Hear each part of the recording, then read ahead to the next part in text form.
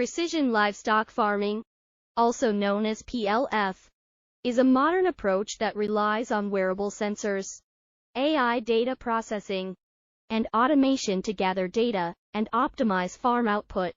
With PLF, farmers can continuously monitor the activity, diet, and overall health of their animals. This allows them to intervene quickly if there is a health problem, and provides insight into the emotional state and behavior of the animals. Although PLF is currently a niche approach, it is rapidly expanding due to rising labor costs and increasing demand for protein and dairy products.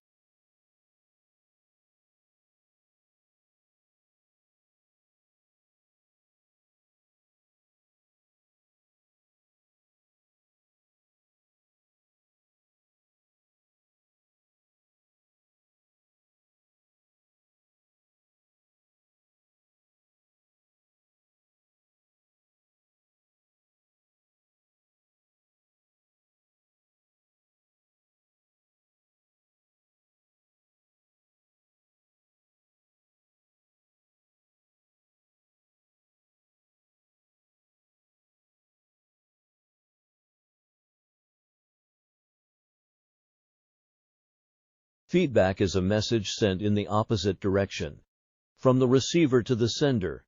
However, many problems can occur during feedback, especially when it is not important or wanted. Much of the information that is communicated is intended to keep people informed, and acknowledgement or response is not expected. For instance, when management sent the notice about Matthias's appointment, it did not expect every employee to respond. However, sometimes feedback is important to ensure that both the sender and receiver have the same information and interpret it the same way.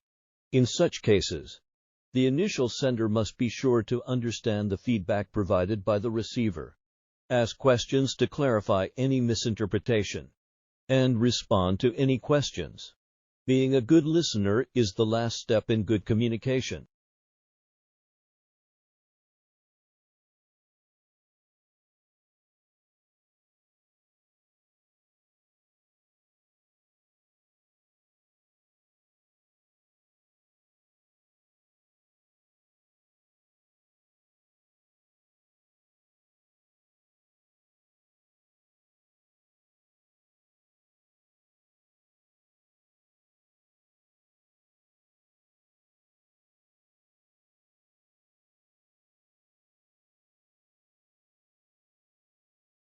In most organizations, there are both formal and informal information systems.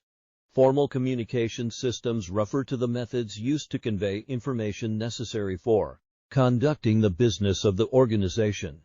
These communications conform to rules and regulations prescribed by the profession or law, such as formal reporting procedures for tracking injuries in the workplace. The information flows within the chain of command or within task responsibilities. For instance, managers may require regular progress reports, and scheduled meetings may be held to exchange information on the status of a project. Human resources may also arrange seminars to convey new policies and procedures. The formal communication system ensures that necessary information flows through the organization, and that dissemination of this information is controlled.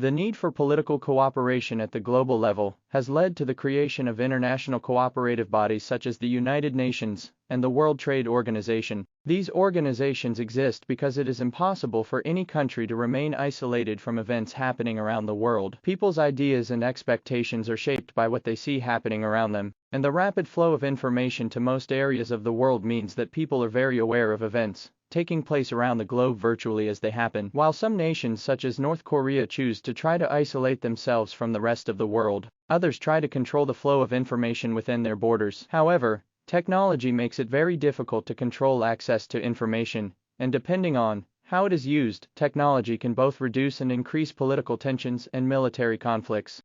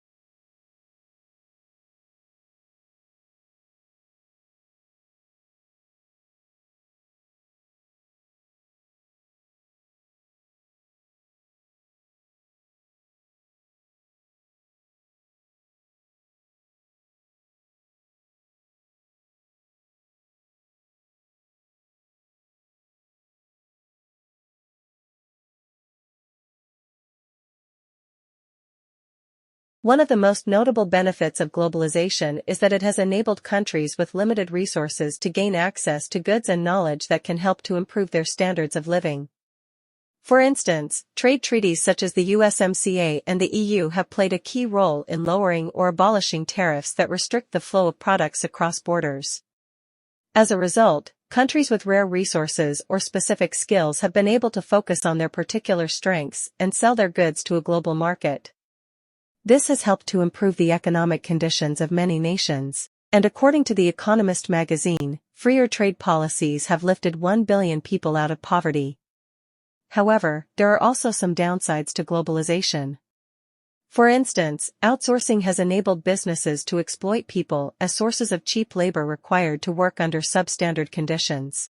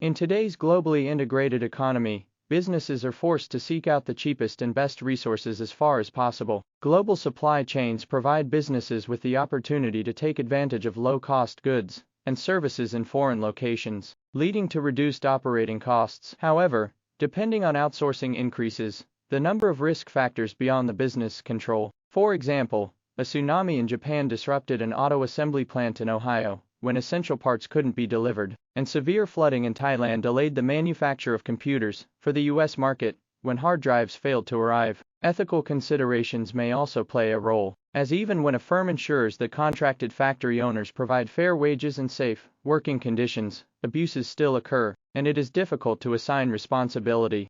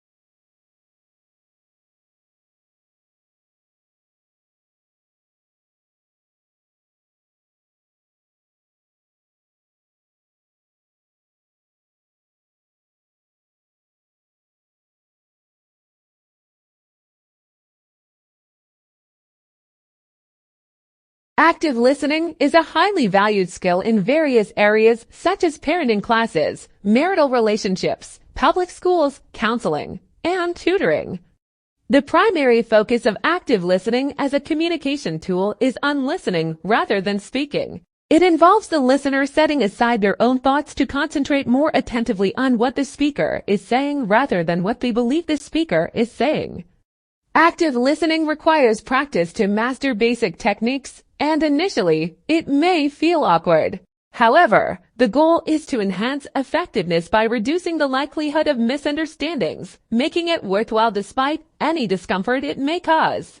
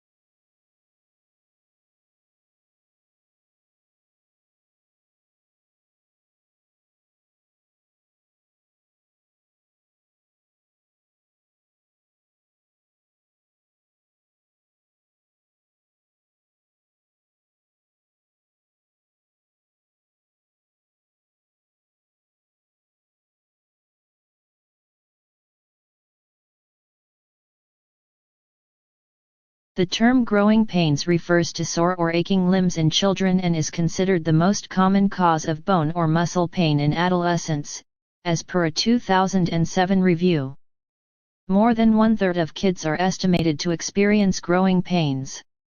However, despite its prevalence, there is no clear definition of what growing pains are or what causes them. In fact, growing pains may not be related to growth at all. A recent analysis of studies about growing pains noted that 93% of papers make no mention of how the symptoms of bone or muscle pain are related to growth. Mary O'Keefe, from the Institute for Musculoskeletal Health at the University of Sydney, highlights the inaccuracy of a growing pains diagnosis based on their findings. A health professional's diagnosis needs to be based on sound evidence rather than an assumption.